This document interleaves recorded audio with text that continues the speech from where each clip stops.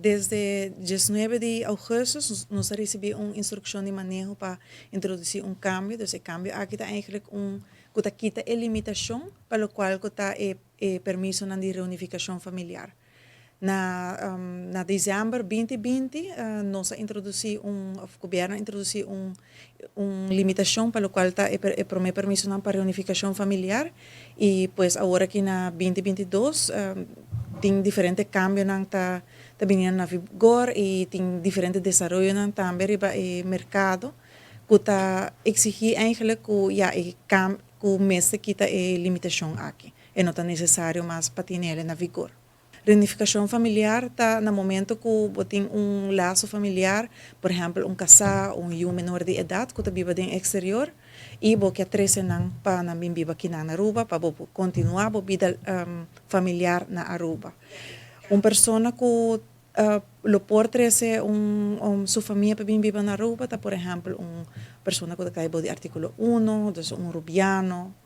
eu de rubiano, passaporte holandês, persona que tem artículo 3, por exemplo, está de serviço de governo, ou não está de onderwijs, não está hospital, marina real,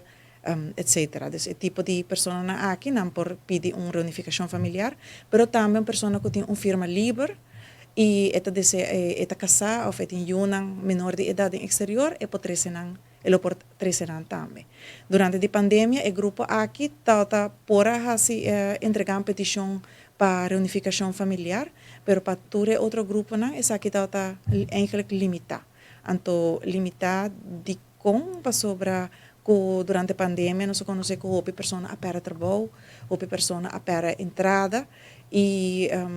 eigenlijk na lota tem ser cumprido com inkomensnorm, norma de entrada que está 2040 florin. Essa aqui está norma que está existir cabo prometo a pandemia, durante a pandemia nós a manter essa aqui também, para assim na toch botem norma na qual a pessoa lo mesa por tempo por sobreviver, por criar seu mês e sua família.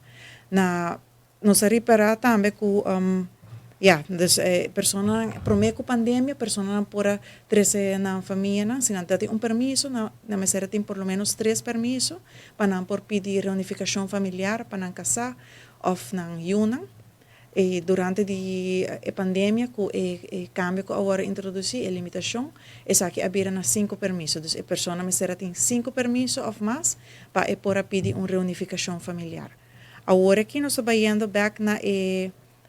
fase pré-pandemia, dus nós estamos indo back na normalidade, e essa está conduzir também que eigenlijk não está necessário mais para ter a limitação aqui, e agora